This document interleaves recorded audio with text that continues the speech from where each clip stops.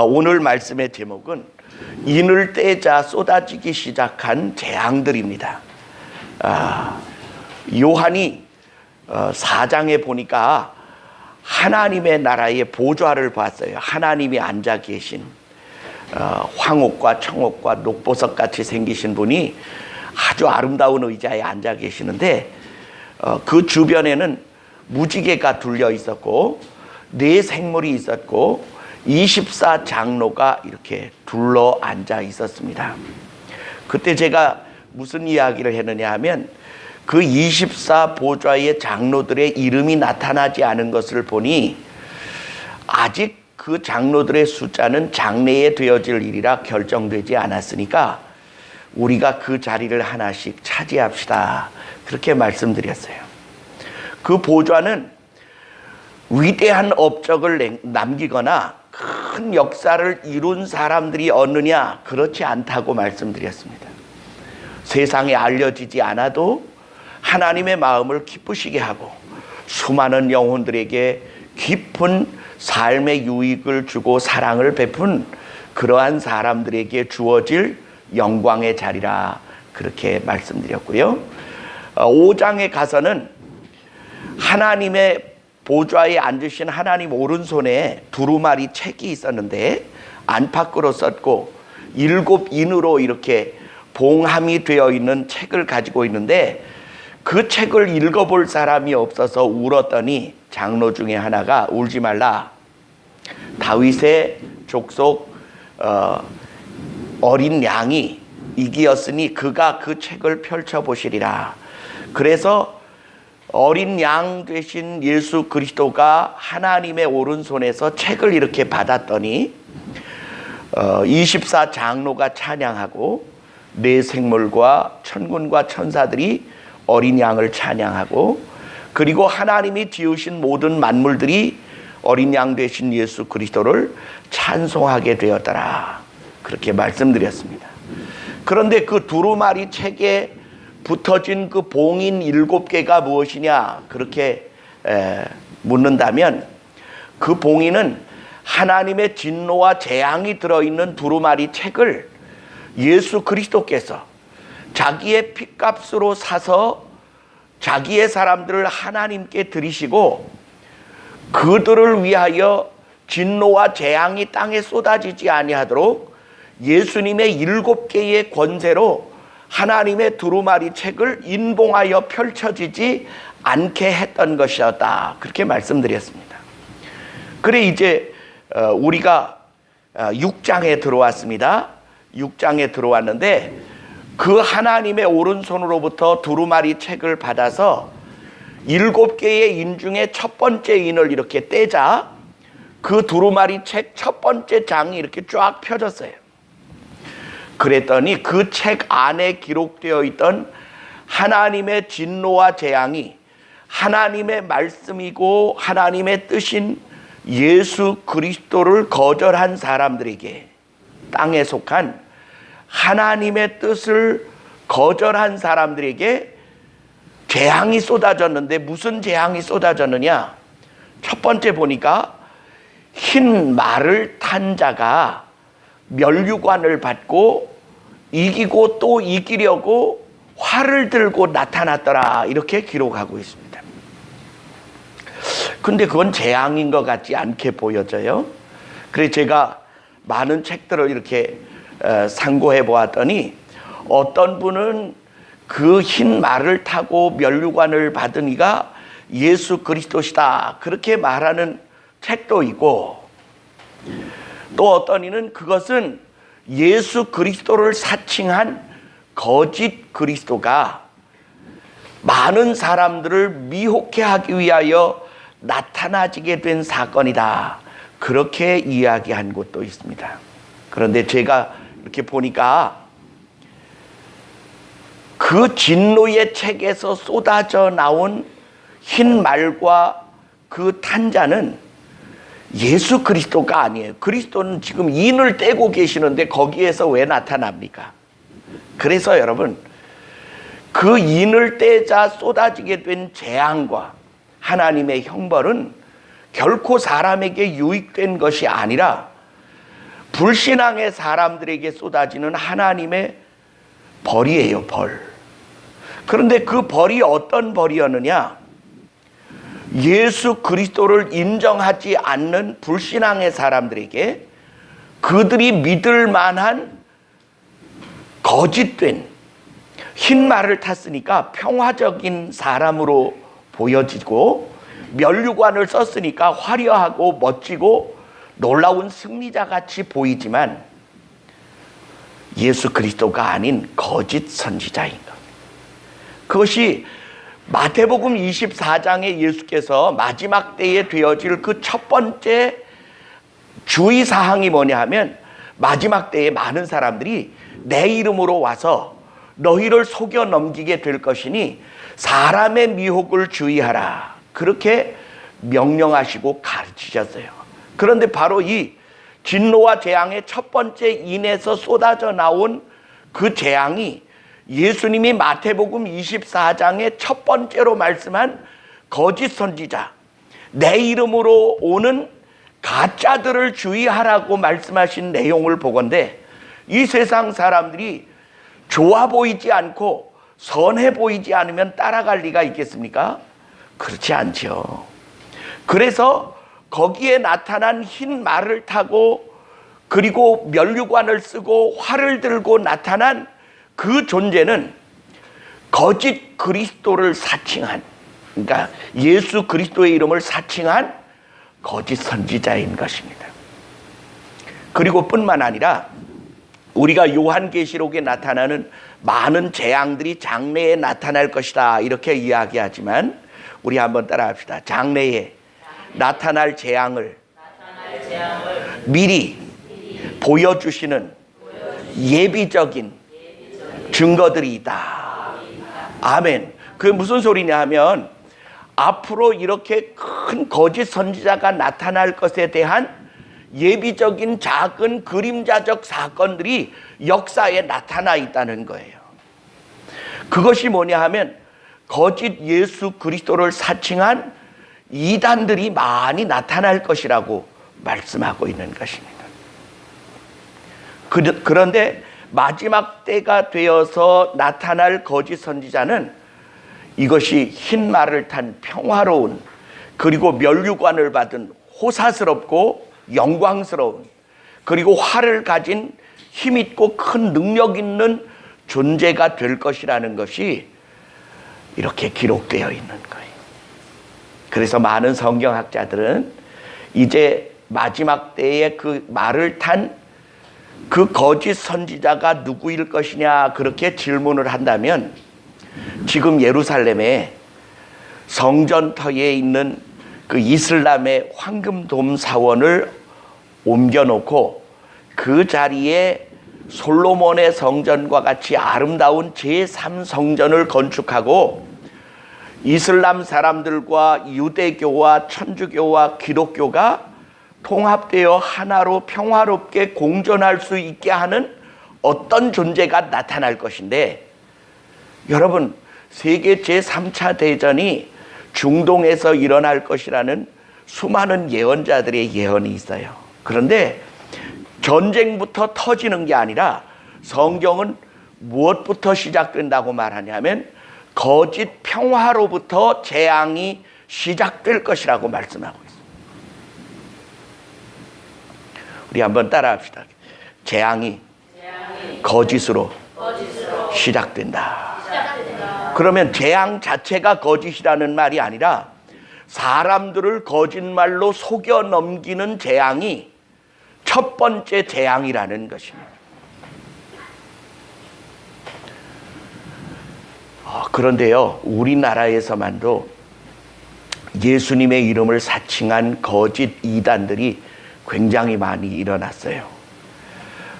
가까운 예로부터 본다면 안상홍이나 또는 신천지의 이만이나 또는 조금 더 가면 문선명이나 조금 더 가면 박태선 같은 이런 그 거짓된 신앙의 지도자들, 예수 그리스도의 이름을 사칭하고 자기가 참 다시 온 예수라고 말하는 많은 존재들이 대한민국 안에만도 40명이 넘는다고 그래요. 그리고 또 희한하게요, 그러한 자들에게 능력이 나타나니까 그 능력을 본 자들이 그들의 말을 믿는 경우가 많이 있다는 사실입니다. 저는 여러분에게 권해요. 능력이 많이 나타난다고 진짜는 아니라는 거죠.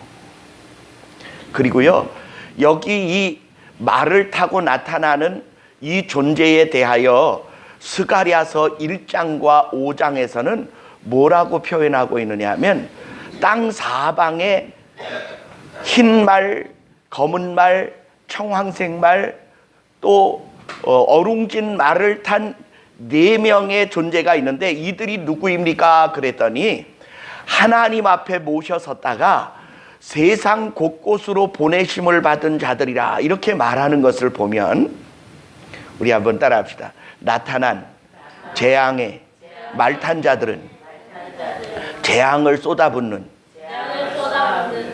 천사들이다. 아니요, 조금 전에 그들이 거짓된 이단이라고 말하다가 왜 갑자기 천사라고 말합니까? 예, 하나님께로부터 보내심을 받았어요. 예수 그리스도를 인정하지 아니하는 자들에게 진노와 재앙을 쏟아붓는 존재들이라는 거예요. 그렇다고 해서 그들이 악마가 아니고 하나님의 뜻을 실행하는 하나님의 심부름꾼이라는 것입니다. 다시 말하면 과거에 임금님의 명령을 받아서 칼을 들고, 그리고 또는 사약을 들고 이제 반역자를 찾아가서 사약을 내리는 존재가 왕의 편이에요? 아니면 죽는 사람 편이에요? 왕의 편입니다. 맞습니다. 그래서 저는 여러분에게 권합니다. 여러분, 우리가 요한계시록에 나타난 사건들을 이해할 때 이렇게 좀 곤란한 부분들이 있어요. 그렇지만 여러분, 이 모든 것들에 대한 나타나는 증거는, 기준이 예수 그리스도라는 사실입니다. 우리 한번 따라합시다. 예수님이 기준이다. 아멘. 그래서 여러분 보세요. 첫 번째 인의 재앙이 나타난 사건 이후에 두 번째 재앙이 나타나는데, 그 재앙은 무엇이냐 하면 붉은 말을 탄 자가 나타나서 세상에서 화평을 제하여 버리고 서로 큰 칼로 죽이게 하는 일이 일어나고 있어요. 그런데 여러분, 그 붉은 말을 탄 자와 비슷한 역사상에 있었던 붉은 존재들이 있어요. 그게 뭐일 것 같아요? 공산주의. 여러분, 공산주의는 붉은색으로 표현을 많이 합니다. 왜냐하면 워낙 피를 많이 흘렸기 때문이에요. 그런데 이 공산주의의 기본 원리는 모든 사람을 평등하게 하고 사람을 존중하는 그러한 이론이다라고 말을 하지만, 실제로는 그 공산주의가 이 땅에 일어난 지 100년이 넘었는데, 이 100여 년 동안에 그 공산주의로 인하여 전 세계 인구의 10억이 넘는 인구가 죽임을 당해요. 심지어는 자식이 부모를 죽여요. 부모가 자식을 죽여요. 형제가 형제를 죽이는 자리에까지 나아가게 한 것이 바로 이 생각의 차이입니다. 공산주의냐 자유민주주의냐의 차이 때문입니다. 그래서 이승만이라고 하는 초대 대통령은 뭐라고 말하냐면, 공산주의자들이 형제이거든 형제의 의를 끊어야 한다. 왜냐하면 생각이 달라지는 것은 피가 같은 것과 너무나 다르다. 아무리 한 핏줄, 아버지 한 아버지와 한 어머니에게서 난 형제 자매라도 그 사람 속에 악한 붉은 공산주의의 이론이 들어가면 악마가 된다. 맞습니다. 대한민국이 말이에요, 예전에 6.25로 북한과 남한이 전쟁을 했어요. 북쪽에서 쳐내려와서. 그런데 여러분, 같은 나라, 같은 민족, 같은 말을 쓰는 같은 동족이 서로를 죽였는데 얼마를 죽였느냐? 270만 명을 죽였어요. 이게 바로 붉은 공산주의의 사고와 이론 때문인데, 가장 공산주의와 자유민주주의 사이에 치열한 전쟁이 벌어진 곳이 전 세계 역사상 대한민국이었다는 사실입니다. 그러므로 지금도 이 자유민주주의 체제를 수호할 것이냐, 민주주의를 수호할 것이냐가 충돌하고 있고요. 저는 여러분에게 권하기를, 이 공산주의의 붉은 사상이 그토록 전 세계를 몸살을 앓게 했었는데, 마지막 때에 두 번째 나타날 붉은 말을 탄 자가 이 땅에 일으킬 그 화평을 제하여 버리고 큰 칼로 사람들을 서로 죽여버리게 하는 사건이 나타나게 될 때에는 과거와는 비교가 될 수 없는 더 큰 재앙으로 나타나게 될 것이라는 사실입니다. 그래서 우리 학생들, 공산주의 배우면 안 돼요. 그들이 정의롭고 진실한 것 같지만 공산주의는 거짓말로 말하는 사람들이고요. 그리고 선동으로 자기들의 삶을 바꾸려는 사람들이에요. 그래서 여러분, 우리는 하나님의 말씀으로 무장되어져야 공산주의 이론에 속아 넘어가지 않는다는 사실입니다. 그리고 셋째 말이 나오는데, 이 셋째 말은 검은 말이 나왔어요. 그런데 그 말을 탄 자의 손에 저울을 들었어요. 이게 뭐냐 하면 이 땅에 기근과 흉년이 오게 할 것이라는 것입니다. 세 번째 재앙이.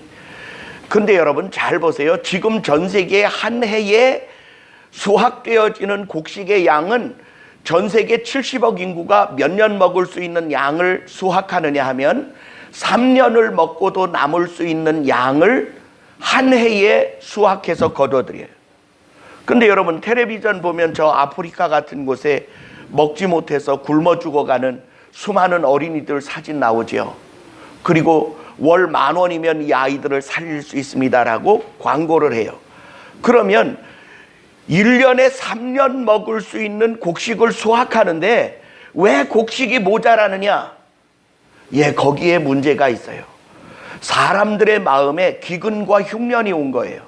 베풀고 나누고자 하는 것이 아니라 먹지도 않고 쓰지도 않으면서 갖다 쌓아놓고 한쪽에서 죽어가는데 풀지 않는 거예요. 이게 재앙이에요. 지금도 그러한 재앙이 있는데 장차는 어떤 재앙이 올 것이냐?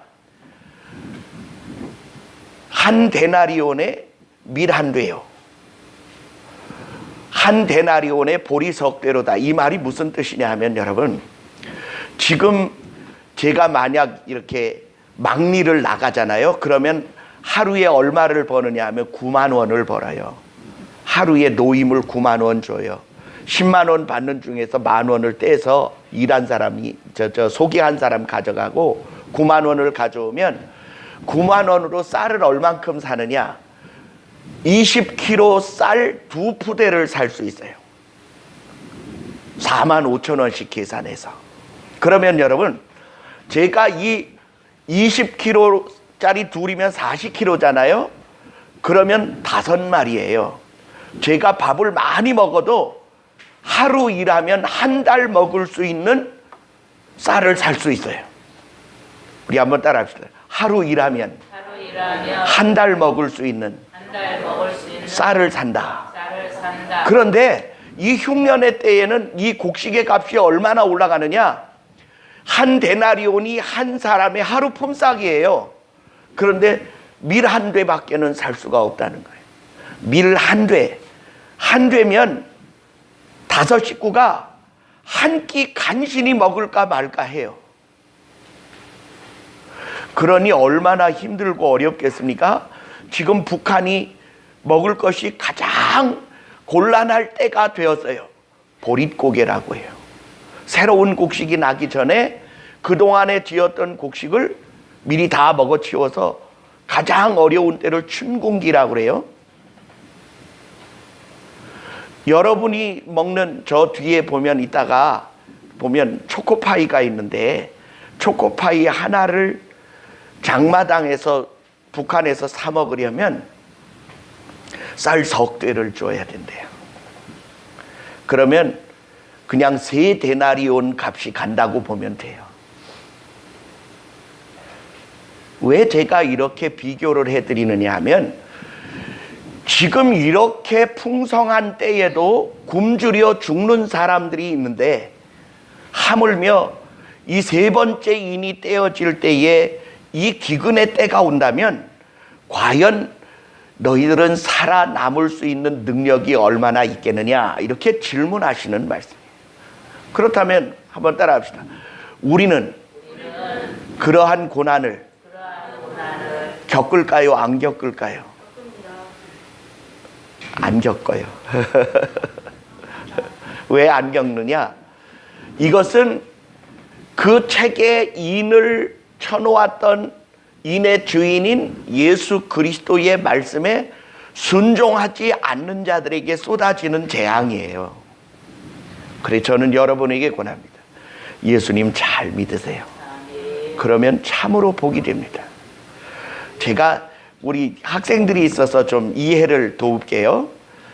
우리나라에는 교회가 많아요. 그리고 예수님 믿는 사람이 4명 중에 1명이 예수님을 믿어요. 25%가 예수님을 믿어요.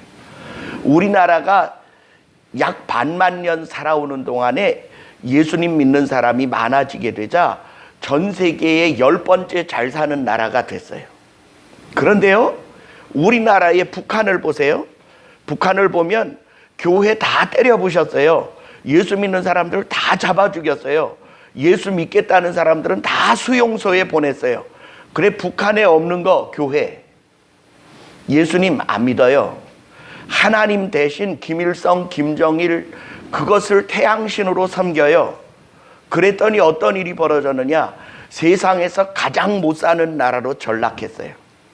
여러분, 우리나라 대한민국을 보면서도 하나님을 섬기면 잘 되고 하나님을 거절하면 망한다는 사실을 대한민국처럼 잘 보여주는 나라가 세계에 없어요. 비슷한 나라가 또 있습니다. 독일이 그랬었어요. 독일이 통일되기 전에 공산주의한 동독은 세계의 거지 나라가 됐어요. 서독은 하나님을 섬기는 기독교 국가예요. 그 나라는요, 지금 전 유럽을 먹여 살릴 수 있는 도이체방크라고 하는 독일 은행이 전 유럽의 경제권을 독일 서독이 쥐고 있었어요. 지금도 그래요. 그러므로 저는 여러분에게 권해요. 잘 살기 원하십니까? 하나님 잘 섬기세요. 부자 되고 남을 도우며 살 수 있게 되기를 원하십니까? 그렇다면 예수님 잘 섬기세요. 그러면요, 예수님 잘 믿는 사람이 많아질수록 그 나라가 선진국이 되어지고 베풀고 나누고도 부유해지는 나라가 된다는 사실이 역사가 증명하고 있어요. 그리고 4번째 인을 떼는데, 이번에는 하나님의 나라에 순교를 당한 순교자들이 하나님을 향해 이렇게 외칩니다. 하나님이여, 우리의 억울하게 흘린 피값을 언제까지 신원하여 주시지 않겠습니까? 이렇게 이야기해요. 그랬더니 하나님이 하얀 두루마기를 하나씩 주시면서 말하기를, 잠시 기다리라. 많은 사람들이 너희와 같이 죽임을 당하여 그 수가 차기까지 기다리라. 이게 무슨 소리냐 하면, 4번째 재앙은 의롭고 진실하고 예수님 잘 믿고 많은 이에게 유익을 끼친 자들을 죽이는 시대가 오겠다는 거예요. 아니, 정직하고 참되고 의롭고 선하면 상을 줘야죠. 그런데 세상이 뒤집어져서 거꾸로 돼서 참되고 진실한 생명을 바쳐 하나님을 섬기는 사람들을 죽이는 때가 바로 4번째 인이 떼어지는 때라는 거예요. 5번째인가요? 그 다음에 6번째 인을 떼는데, 이번에는 지진이 납니다. 지진이 나고 해가 시커매지고 달이 총담같이 검어지고 그리고 하늘이 종이축같이 말려지고 별들이 떨어지고, 그리고 산과 섬이 제자리에서 옮겨지게 되는 지진이 일어날 것이라는 거예요. 이 목사님, 산이 어떻게 옮겨지고 어떻게 섬이 옮겨집니까? 그렇게 얘기하죠. 여러분, 주보 맨 뒷면을 참조하시기 바랍니다. 주보 맨 뒤에 지진으로 산과 섬이 옮겨진다는 계시록 6장 14절의 말씀을 보면, 일본 고베 지진, 인도네시아의 지진과 해일, 중국의 쓰촨성 지진 등으로 땅이 움직이는 것을 대륙 표이설이라고 말해요. 이 쓰촨성에서는요, 거대한 산이 몇 미터가 움직였느냐, 6미터가 가까워졌어요. 여러분, 고베 대지진 이후에 일본과 대한민국이 3cm씩 밀려나간 거 압니까? 모르지요. 이게 해양의 멘틀이라는 부분이 있어요. 바다 가운데, 태평양 가운데 멘틀이라는 부분이 있어요. 여기에서 새로운 땅이 이렇게 생성을 해서 밀려나가고 있어요. 옛날엔 대륙이 다 붙어 있다가 이게 갈라지기 시작해서 점점 멀어지게 된 것입니다. 그래서요, 작년에도 우리나라의 내비게이션 GPS 아시죠? 인공위성으로 이렇게 지도를 가르쳐주는, 자동차에 이렇게 길 안내해주는 그 내비게이션의 지도에 위치 수정을 했어요. 왜냐하면 우리나라와 일본이 제자리에서 옮겨졌기 때문입니다. 그런데 이러한 지식은요, 해양의 멘틀이 있고 땅과 산과 섬이 옮겨지고 있다고 하는 지식은 최근에야 지질학자들이 발견했어요. 근데 수천 년 전에 성경이 기록되어질 때 성경이 뭐라고 말하냐 하면, 하나님이 해양을 갈라지게 하셨으며 산과 섬이 옮겨지게 될 것이라고 이미 기록해 놓았고, 하나님이 이 지구를 허공 중에 메어 다셨다라는 이야기를 옛날에 했어요. 많은 사람들이 에이, 이렇게 무거운 지구가 어떻게 공중에 떠 있어? 그렇게 생각했었어요. 그런데 성경은 이미 그렇게 이야기하고 있고, 실제로 지구가 공중에 떠 있어요? 안 떠 있어요? 떠 있어요. 달은, 해는요, 별도 다 떠 있지요. 과거의 사람들은 그렇게 생각 안 했어요. 땅은 그냥 제자리에 있고 다른 게 움직인다고 생각했어요. 그렇지 않아요. 하나님이 이미 성경을 기록하실 때 사람들의 지질학의 생각보다 더 뛰어난 계획과 섭리들을 성경에 기록해 놓았는데, 앞으로 일어날, 다시 말하면 쓰촨성 지진에는 10만 명 이상이 죽었어요. 6m가 땅이 옮겨갔어요. 그런데 여러분, 이제 마지막 때의 지진은 그 정도가 아닐 거라는 거예요. 더 심각할 거라는 거예요. 그때에 많은 임금들과 왕들과 왕족들과 존귀한 자들과 자주자들과 종들이 산과 바위 틈에 굴 속에 숨어서, 산아 우리 위에 무너지고 바위야 우리 위에 떨어져서 어린 양의 진노에서 우리를 가려달라고 외치게 될 거라는 거예요. 그러면 그 진노를 당하는 사람들이 예수님을 안다는 뜻이에요? 모른다는 뜻이에요?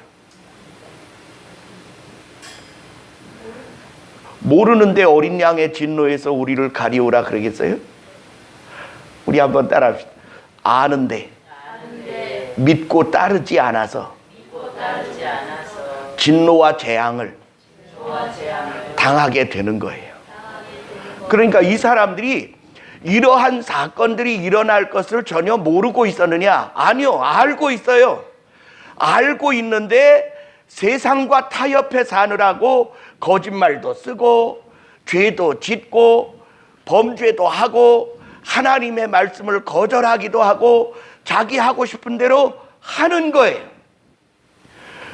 그거 뭐 성경에 그렇게 써 있다고 정말로 그렇게 되겠어? 이렇게 생각했었는데 막상 산이 옮겨가고 섬이 옮겨가고 산들이 무너지게 되니까 이들이 그때서야 깨닫는 거예요. 아하, 하나님의 말씀이 사실이었구나. 왜 나는 세상에 그 하나님의 말씀대로 바르고 진실하게 그분을 믿고 따르지 못하고 이렇게 엉망진창으로 살다가 이 재앙을 만나게 될까? 그런데 그들이 예수님을 모르는 게 아니에요. 어린 양 예수 그리스도가 그 재앙의 근원지요, 그 땅에 자기를 믿지 않는 자들에게 형벌을 내리는 분이시라는 사실을 확실히 깨닫게 되고 나서 우리를 살려주소서가 아니에요. 바위와 산들이 무너져서 우리 위에 덮여서 그 진노와 재앙의 근원이 되시는 예수 그리스도의 낯에서 우리를 감춰달라. 저는 여러분에게 권합니다. 이러한 사건들은 이미 이 땅 지구의 역사상에 수차례씩 나타나 있었기 때문에 마지막 때에 이러한 심각한 지진이 일어날 것이라는 예언이 거짓이 아닐 것인 너무나도 명백한 사실이고요. 그러한 것들에 대하여 지금 우리나라도 지진의 안전지대가 아니지요. 저 경주, 울산 이쪽에 포항 쪽에 지진이 약 5도 정도의 지진이 살짝 왔다 갔는데 집들이 무너지고 사람들이 집에 들어갈 수가 없어요. 언제 무너질지 몰라서. 그래서 철막에서 살고 컨테이너에서 살아요. 전 여러분에게 권합니다. 여러분, 이 땅에 쏟아지는 지진은 모두에게 다 주어지는 것이 아닙니다. 예수 그리스도로 말미암아 하나님의 선하신 뜻을 깨달으셨으면 그분의 선한 뜻대로 살아가기를 힘써야 할 줄 믿습니다. 사실 이 세상에서 거짓말하지 않고 산다거나 예수님을 믿으며 그분의 선하신 뜻대로 산다는 것은 때로는 바보 같고, 우리 한번 따라합시다. 이 시대에 예수님 잘 믿고 거짓말 안 하고 수단과 술수 안 부리고 정직하게 사는 건 쉽다 어렵다? 아멘. 쉽기를 바랍니다. 절대 쉽지 않습니다. 그래서 하나님은 그 아들 예수 그리스도의 이름으로 쉽지 않은 매일의 삶에서 불의와 싸우고 거짓과 대항하고 정직과 진실을 위하여 눈물 흘리고 피땀 흘리는 자들을 위하여 피난처를 예비해 놓으신 거예요. 쉽게 거짓말로 넘어가고 수단과 방법을 다해서 악행을 하면서 나 잘 먹고 잘 살겠다. 그 사람들은 이 재앙의 때에 피할 수 없는 재앙을 당할 수밖에 없게 될 것입니다. 저는 여러분에게 권해요. 여러분, 매일 매순간의 삶을 그리스도와 함께 동행한다는 것은 쉽지 않은 일이고 어려운 일이지만 그것은 참으로 가치 있는 일이고 하나님이 책임져 주실 일인 줄 믿습니다. 그래서 예수님 잘 믿으셔야 돼요. 기도하겠습니다.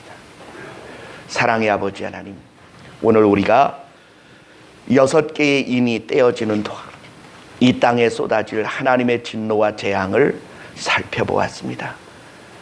참으로 산아 우리 위에 무너지라, 바위야 우리 위에 무너지라.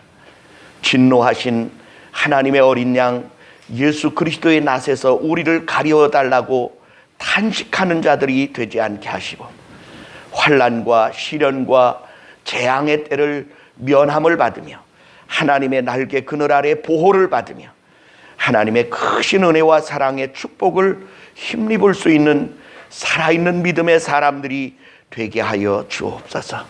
오늘도 많은 이들은 쉽다고 거짓말하고 쉽다고 죄 짓는 일을 거침없이 하고 있지만 그것은 참으로 지혜로운 일이 아니라 어리석은 일이며 참으로 그것은 자기의 영혼을 망하게 하는 일인 줄 믿사오니 주여, 우리로 하여금 그러한 거짓에 동참하지 아니하며 예수님처럼 힘들고 고난과 고통과 참으로 괴로움을 당할지라도 가야 할 정직한 진실과 진리의 길을 행할 수 있는 저희가 되게 하여 주시고, 성령께서 친히 우리 안에 깨달음을 주시며 힘을 더하여 주셔서 거짓과 불의의 세력과 싸워 이기는 믿음의 용사들이 되게 하여 주옵소서.